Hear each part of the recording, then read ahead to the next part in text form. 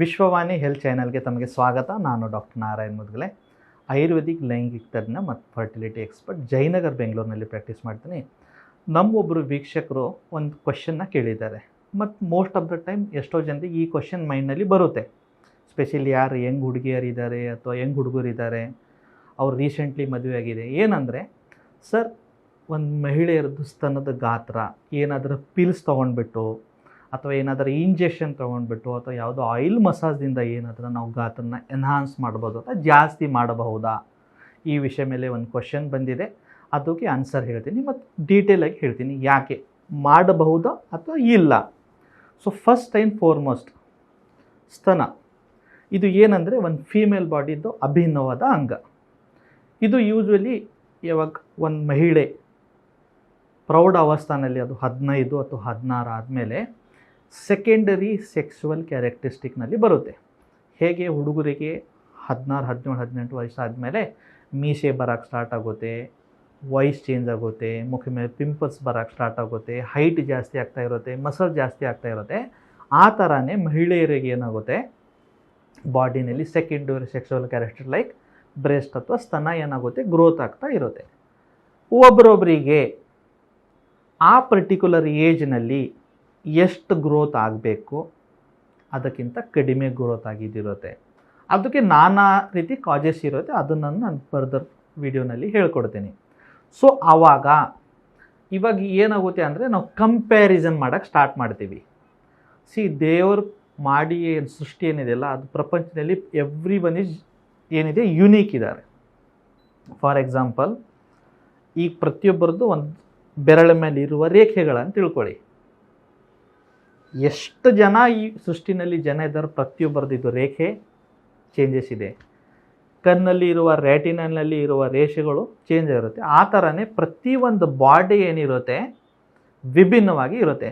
But ಇವಾಗ ನಮ್ಮ ಸೊಸೈಟಿನಲ್ಲಿ ಒಂದು ಇಮೇಜಿಂಗ್ ಮಾಡಿದಿರ್ತೀವಿ. Fair colour good, black colour bad, height good, ಮತ್ತು ಸ್ವಲ್ಪ ಕುಳ್ಳಕ್ಕಿದ್ದಾನೆ ಅಂದರೆ ಬ್ಯಾಡ್, ಮಸ್ಕುಲೈನ್ ಬಾಡಿ ಅಂದರೆ ನೋಡೋಕ್ಕೆ ಚೆನ್ನಾಗಿದ್ದಾನೆ, ಬಲಿಷ್ಠಿದ್ದಾನೆ, ಅದು ಗುಡ್, ತುಂಬ ಒಬೇಜ್ ಇದ್ದಾನೆ, ಹೊಟ್ಟೆ ತುಂಬ ಜಾಸ್ತಿ ಬಂದಿದೆ ಅಥವಾ ತುಂಬ ತಳ್ಳುಗಿದ್ದಾನೆ, ಅದು ಬ್ಯಾಡ್. ಅಂದರೆ ಈ ಥರ ನಾವೇ ಅಂತ ನಮ್ಮದೇ ಒಂದು ಸೃಷ್ಟಿನ ನಾವು ಮೈಂಡ್ನಲ್ಲಿ ರೆಡಿ ಮಾಡಿದ್ದೀವಿ. ಅದರಲ್ಲಿ ಇದು ಒಂದು ಥಾಟ್ ಬರುತ್ತೆ. ಯಾವುದೋ ಒಂದು ಫಿಲ್ಮ್ ಆ್ಯಕ್ಟ್ರೆಸ್ನ ನಾನು ನೋಡಿದ್ದೀನಿ, ಅಥವಾ ನನ್ನ ಕ್ಲಾಸ್ಮೇಟ್ಸ್ನ ನೋಡಿದ್ದೀನಿ, ಅಥವಾ ನನ್ನ ಫ್ರೆಂಡ್ಸ್ನ ನೋಡಿದ್ದೀನಿ. ಆವಾಗ ಅವ್ರದ್ದು ಸ್ತನದ ಗಾತ್ರ ನನಗಿಂತ ಜಾಸ್ತಿ ಇದೆ, ಅಥವಾ ಅವ್ರ ಬಾಡಿ ಮೋರ್ ಅಪೀಲಿಂಗ್ ಇದೆ, ನೋಡಿದ್ರೆ ಹುಡುಗರಾಕಿಗೆ ಇಷ್ಟಪಡ್ತಾರೆ, ನನಗೆ ಯಾಕೆ ಇಷ್ಟಪಡ್ತಾ ಇಲ್ಲ, ದೇವ್ರು ನನಗೆ ಯಾಕೆ ಈ ಥರ ಮಾಡಿದ್ದಾರೆ, ನಂದೇನು ತಪ್ಪಿದೆ, ನನ್ನ ಬೆಳವಣಿಗೆನಲ್ಲಿ ಏನಾದರೂ ಸಮಸ್ಯೆ ಆಗಿದೆಯಾ, ಈ ಥರ ನಿಮ್ಮ ಹತ್ರ ಮೈಂಡ್ನಲ್ಲಿ ಒಂದು ಡೌಟ್ ಅಥವಾ ಕ್ವೆಶ್ಚನ್ ಮಾರ್ಕ್ ಬರುತ್ತೆ. ಸೊ ಇದು ಎಷ್ಟು ಗ್ರೋತ್ ಆಗಬೇಕು, ಅಷ್ಟು ಯಾಕೆ ಗ್ರೋತ್ ಆಗಲ್ಲ, ಫಸ್ಟ್ ಈ ವಿಷಯ ಮೇಲೆ ಮಾತಾಡೋಣ. First and foremost, hormones. ಯಾವುದೋ ಮಹಿಳೆಯರ ಬಾಡಿನಲ್ಲಿ ಪ್ರೌಢ ಅವಸ್ಥೆಯಲ್ಲಿ ಎಂಟ್ರಿ ಮಾಡುವಾಗ ಈಸ್ಟ್ರೋಜನ್ ಹಾರ್ಮೋನ್ ಇರ್ಬೋದು, ಲ್ಯೂಟಿನೈಜಿಂಗ್ ಹಾರ್ಮೋನ್ ಇರ್ಬೋದು, ಫಾಲಿಕಲ್ ಸ್ಟಿಮ್ಯುಲೇಟಿಂಗ್ ಹಾರ್ಮೋನ್ ಇರ್ಬೋದು, ಅಥವಾ ಪ್ರೋಲೆಕ್ಟಿನ್ ಹಾರ್ಮೋನ್ ಇರ್ಬೋದು. ಈ ಹಾರ್ಮೋನ್ ಅದರ ಪ್ರೊಡಕ್ಷನ್ ಅಥವಾ ಬಾಡಿನಲ್ಲಿ ಉತ್ಪತ್ತಿ ಎಷ್ಟಾಗಬೇಕು ಅದಕ್ಕಿಂತ ಕಡಿಮೆ ಆದರೆ ಅವಾಗ ಏನಾಗುತ್ತೆ, ಈ ಪರ್ಟಿಕ್ಯುಲರ್ ಸ್ತನದ ಗಾತ್ರ ಚಿಕ್ಕದು ಉಳಿಯುತ್ತೆ. ಒಂದು. ಎರಡನೇದು ಜೆನೆಟಿಕ್ ಕಂಡೀಷನ್. ಜೆನೆಟಿಕ್ ಕಂಡೀಷನ್ ಅಂದರೆ ಆನುವಂಶಿಕ. ಅಂದರೆ ಏನು? ಫಾರ್ ಎಕ್ಸಾಂಪಲ್, ನನ್ನ ತಂದೆ ಹೈಟ್ 6 ಫೀಟ್ ಇದೆ, ಆ ಥರನೇ ನನಗೂ ಬೈ ಡಿಫಾಲ್ಟ್ ಆ ಜೀನ್ನಲ್ಲಿ ನಾನು ಹುಟ್ಟಿದ್ದೀನಿ, ಅದಕ್ಕೆ ನನ್ನ ಹೈಟು 6 ಫೀಟ್ ಇದೆ.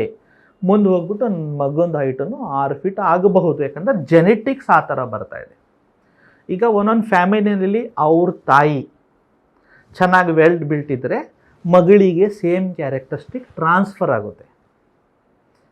ಇವಾಗ ಇಲ್ಲಿ ಸಮ್ ಟೈಮ್ ಏನಾಗುತ್ತೆ, ಫಾರ್ ಎಕ್ಸಾಂಪಲ್, ಒಬ್ಬರೊಬ್ಬರಿಗೆ ತಾಯಿಯವರು ತುಂಬಾ ಲೀನ್ ಇದ್ದಾರೆ, ಸ್ವಲ್ಪ ತಳ್ಳೋಗಿದ್ದಾರೆ ಅಂತ ತಿಳ್ಕೊಳ್ಳಿ. ಆವಾಗ ಏನಾಗುತ್ತೆ, ಅಲ್ಲಿ ಬ್ರೆಸ್ಟ್ ಏನಿದೆಯಲ್ಲ ಸ್ವಲ್ಪ ಗಾತ್ರ ಚಿಕ್ಕದು ಬಂದಿದಿರುತ್ತೆ. ಸೊ ನಿಮ್ಮ ತಾಯಿದಿಂದ ಅದು ನಿಮಗೆ ಟ್ರಾನ್ಸ್ಫರ್ ಆಗಿದ್ದಿರುತ್ತೆ. ಅದಕ್ಕೆ ಏನಂತೀವಿ ಜೆನೆಟಿಕ್ಸ್. ಸೊ ಈ ಜೆನೆಟಿಕ್ಸ್ನಲ್ಲಿ ನಾವು ಜಾಸ್ತಿ ಇಂಟರ್ಫಿರೆನ್ಸ್ ಮಾಡೋಕ್ಕಾಗಲ್ಲ, ಇದರಲ್ಲಿ ಜಾಸ್ತಿ ಬದಲಾವಣೆ ಮಾಡೋಕ್ಕಾಗಲ್ಲ. ಯಾಕಂದರೆ ಅದು ಆನುವಂಶಿಕ, ಒಂದು ಫ್ಯಾಮಿಲಿಯಿಂದ ಒಂದು ಫ್ಯಾಮಿಲಿಗೆ ಬಂದಿದ್ದಿರೋದೆ ಅಷ್ಟೇ. ಎರಡನೇದು. ಮೂರನೇದು ಏನಂದರೆ ಸಮ್ ಟೈಮ್ ಏನಾಗುತ್ತೆ, ಓವರ್ ಕಂಪ್ಯಾರಿಸನ್ ಆಗಿದಿರುತ್ತೆ. ನಿಮ್ಮ ಹೈಟ್ಗೆ ನಿಮ್ಮ ಬಾಡಿಗೆ ಎಷ್ಟು ಬೇಕಾಗಿದೆ ಮಾತ್ರ ಆ ಲೆವೆಲ್ಗೆ ಬಾಡಿನಲ್ಲಿ ನಿಮ್ಗೆ ಇದ್ದಿದ್ದಿರುತ್ತೆ. ಬಟ್ ಏನಾಗುತ್ತೆ, ಈಗ ಓವರ್ ಎಕ್ಸ್ಪೆಕ್ಟೇಷನ್ಸ್ ಕ್ರಿಯೇಟ್ ಆಗುತ್ತೆ. ಇವಾಗ ಏನಾಗುತ್ತೆ, ಯಾವುದೋ ಒಂದು ಫಿಲ್ಮ್ ಸೀನ್ನಲ್ಲಿ ಅಥವಾ ಫಿಲ್ಮ್ ಮೂವಿನಲ್ಲಿ ಪರ್ಟಿಕ್ಯುಲರ್ ಸರ್ಟನ್ ಪಾರ್ಟ್ನ ಏನು ಮಾಡ್ತಾರೆ, ಹೈಲೈಟ್ ಮಾಡಿ ತೋರಿಸ್ತಾರೆ ಯಾವುದೋ ಒಂದು ಹಾಡನಲ್ಲಿ. ಆವಾಗ ಏನಾಗುತ್ತೆ, ನೀವು ಕಂಪೇರ್ ಮಾಡೋಕ್ಕೆ ಸ್ಟಾರ್ಟ್ ಮಾಡ್ತೀರ. ಆ ವಿಷನ್ಸ್ ನಿಮ್ಮ ಮೈಂಡ್ನಲ್ಲಿ ಕ್ಲಿಕ್ ಆಗಿದ್ದಿರುತ್ತೆ. ಓ ಈ ಥರ ಇದು ನೋಡಿದ್ರೆ ಇದು ಗ್ಲ್ಯಾಮರ್, ಇಷ್ಟು ಜಾಸ್ತಿ ಇರಬೇಕಾಗಿದ್ದು, ನನ್ನ ಸೈಜ್ ಈಗ ಪರವಾಗಿಲ್ಲ, ಇನ್ನೂ ಸ್ವಲ್ಪ ಜಾಸ್ತಿ ಆಗ್ಬೋದು. ಆವಾಗ ಏನಾಗ್ತಾರೆ, ನೀವು ಪ್ಲಾಸ್ಟಿಕ್ ಸರ್ಜರಿ ಕಡೆ, ಅಥವಾ ಯಾವುದೋ ಇಂಜೆಕ್ಷನ್ ತೊಗೋಬೋದು, ಯಾವುದೋ ಪಿಲ್ಸ್ ತೊಗೋಬೋದು, ಯಾವುದೋ ಟಿ ವಿನಲ್ಲಿ ಆ್ಯಡ್ ನೋಡಿಬಿಟ್ಟು ಯಾವುದೋ ಕ್ರೀಮ್ ಆರ್ಡರ್ ಮಾಡೋದು, ಈ ಥರ ಎಲ್ಲ ಮಾಡೋಕ್ಕೆ ಸ್ಟಾರ್ಟ್ ಮಾಡ್ತೀರ. ಬಟ್ ನನ್ನ ಪರ್ಸ್ನಲ್ ಸಜೆಷನ್ ಅಥವಾ ಸೈನ್ಸ್ ಏನು ಹೇಳುತ್ತೆ ಅಂದರೆ, ಯಾವುದೋ ಬಾಡಿ ಪಾರ್ಟ್ನ ನೇಚರ್ ಏನು ಕೊಟ್ಟಿದ್ದಿರುತ್ತೆ ಅದರಲ್ಲಿ ಜಾಸ್ತಿ ಇಂಟರ್ಫಿರೆನ್ಸ್ ನಮಗೆ ಮಾಡೋಕ್ಕಾಗಲ್ಲ. ಅದು ಸ್ತನ ಇರ್ಬೋದು ಅಥವಾ ಅದು ಪುರುಷರಲ್ಲಿ ಪಿನಿಸ್ ಇರ್ಬೋದು. ಯಾಕಂದರೆ ಈ ಕ್ವಶನ್ ಬಂದಿದ್ದಾಗ ಎಷ್ಟೋ ಹುಡುಗರ ಮೈಂಡಲ್ಲಿ ಅದೂ ಇರುತ್ತೆ, ನನ್ನ ಪಿನಿಸ್ ಸೈಜ್ ಏನಾದರೂ ಜಾಸ್ತಿ ಮಾಡೋಕ್ಕಾಗ್ಬೋದು ಅಂತ. ಆಗಲ್ಲ.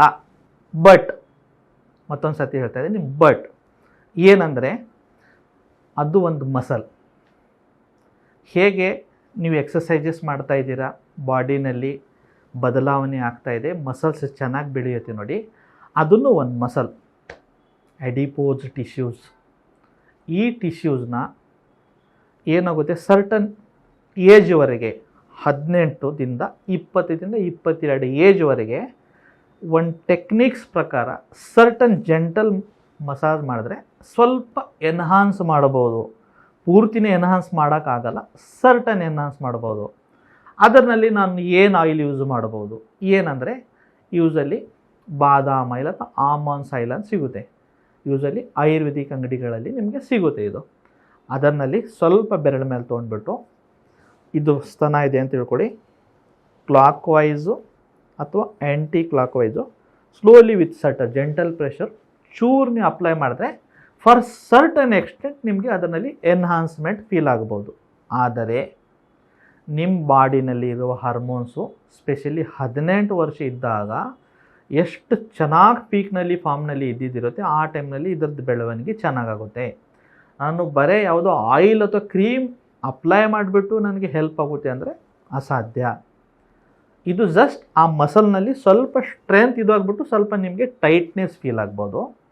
ಅದರ ಜೊತೆಗೆ ನನ್ನ ಹಾರ್ಮೋನ್ಸ್ನ ಬ್ಯಾಲೆನ್ಸ್ ಮಾಡೋಕ್ಕೆ ಏನು ಮಾಡ್ಬೋದು, ಯೂಸ್ವಲಿ ಆಯುರ್ವೇದಿಕ್ ಅಂಗಡಿಗಳಲ್ಲಿ ಅಶ್ವಗಂಧ ಅಂತ ಒಂದು ಪೌಡರ್ ಸಿಗುತ್ತೆ, ಅಥವಾ ಶತಾವರಿ ಅಂತ ಪೌಡರ್ ಸಿಗುತ್ತೆ.